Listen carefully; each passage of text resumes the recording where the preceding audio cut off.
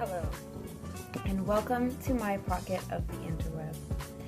I am Sun, the center of this universe, and I will be your guide for the interim. Most specifically, welcome to Sun's safe space. This will be basically a vent vlog. I find myself going through the most difficult things that I ever have to go through alone. Even though I do have support systems, they're often absent, busy, etc. during these times. And so since I find myself dealing with these things with no one specific to vent to, I figured why not share with anyone. Should be fun. Let's go.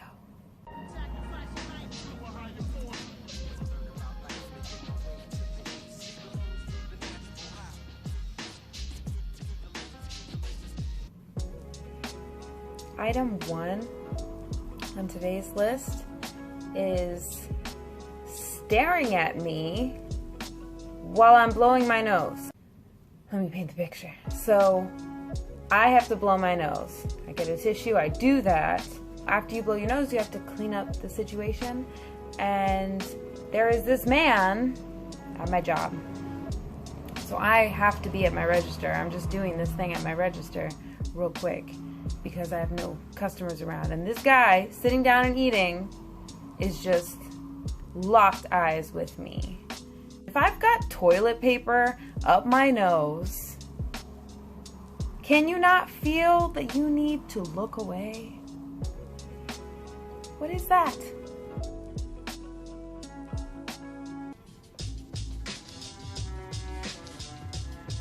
Item 2 is cutting corners.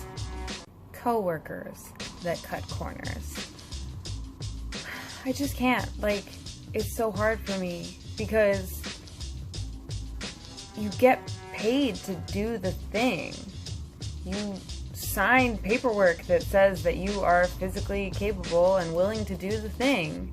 And that's the only reason you're getting paid. That's why we pay people, because they wouldn't do the thing otherwise. Like for most jobs, you know, if I wasn't getting paid, I wouldn't just hang out here. We're all on the same team. You're not making it easier for all of us by cutting corners. Please.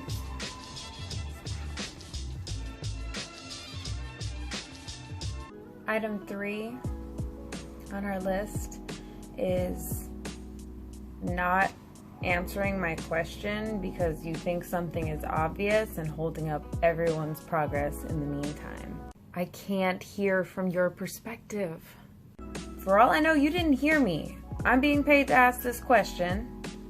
If you don't answer me, I can't move on to the next thing.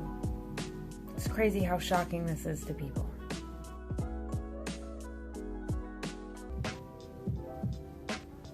Item 4 is it's crazy how long it takes hands to heal.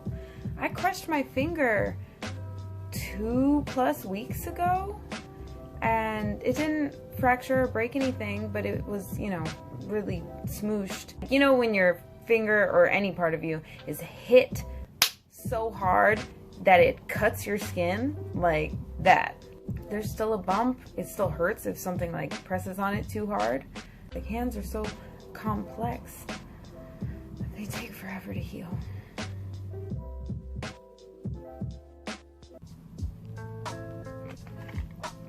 Item 5 on our list is tattletales. Paint another picture. So at work, I write myself, I keep a notebook of encouraging things, reminders that I write for myself every day, just whatever comes to mind as a necessary reminder, whatever I'm trying to practice, put into practice so that I can make innate. And sometimes I also vent in these notes. You know, sometimes things get a little intense and I'm like, fuck them, they can have that. I'll write that down. in like all caps. But I keep my notebook behind like a barrier at work, okay? There is a man who, at my work, who, we were mostly pretty cool. But one day, he was having a bad day and I was doing my best, and I had already dealt with a couple like not nice people, and I was trying to process that, so I had written my vent, and this man walked around my table enough that he could read my notes upside down and was that involved in what I had written that he went back to my boss's office and tattletaled on me. And she came out and she like looked and she was like, oh, okay, so, you know, somebody saw, don't write that or whatever. And I was like, but it's hidden. But she understood that he was obviously where he shouldn't be to get this information. So I was like, all right, I'll, you know, flip a page if I ever do that again, so that it's not just on top for everyone to see.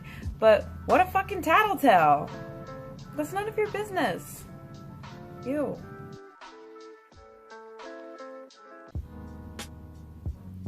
Number 6 is, you might think I'm weird for this, but this is a phrase I'm not a fan of. Don't work too hard.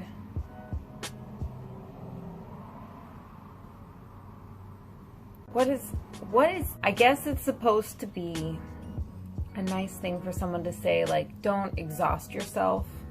And maybe this is like a weird ego thing. I don't know, but I'm just not a fan of it. And maybe it's because I don't like cutting corners. So don't work too hard sounds like encouraging that to me. But either way, I'm not a fan of the phrase.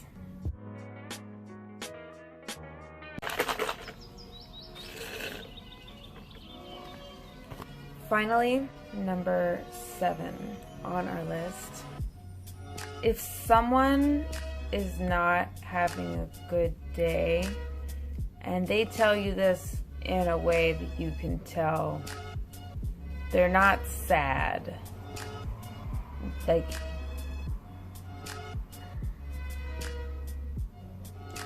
if they're guarded, if they're defensive with it, don't give them reasons why they should be okay.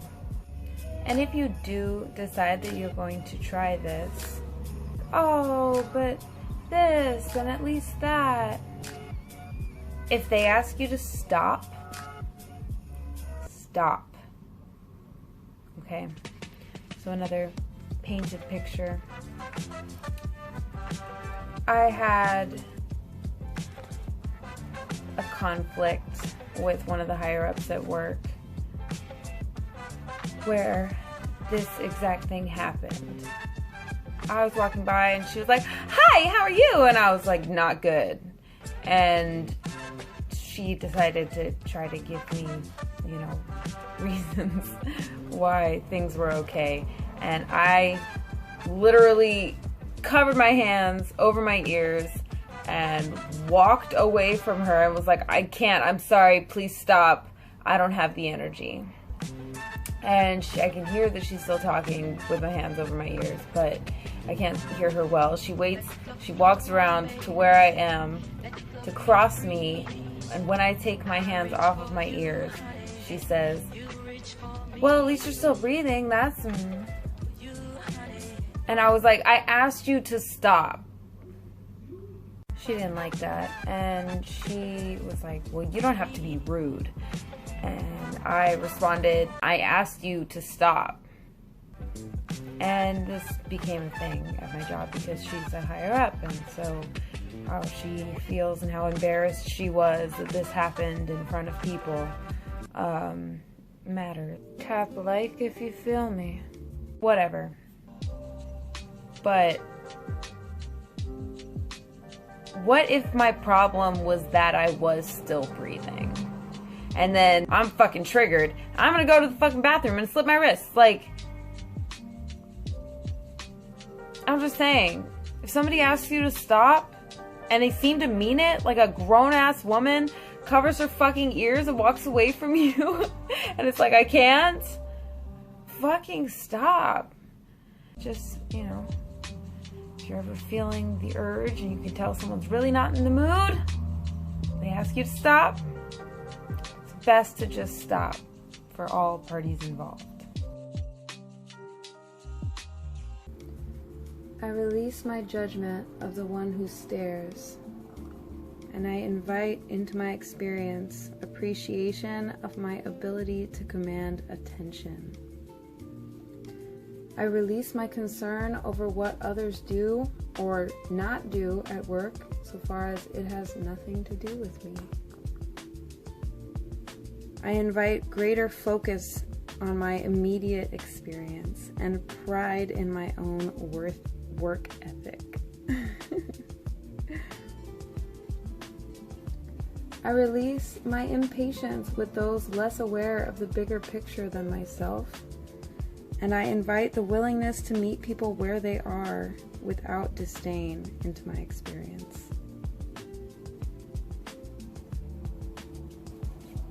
I release my idea of how long a thing should take, and I invite faith in the process to my experience.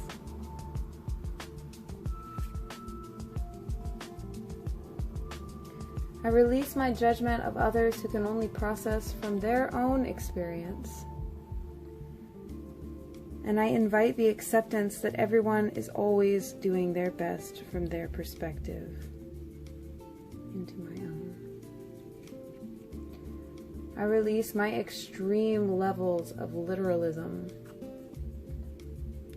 And I invite the willingness to accept the other's intention without unnecessary judgment. Finally, I release my need to be so defensive, and I invite the presence of mind to remember that I am safe, highly favored, and free to distance myself more subtly when I need to process in private to my experience. Well, this has been Sun's Safe Space. Thank you so much for your time, energy, and attention. Press subscribe to enter my orbit. You will be seeing me next time.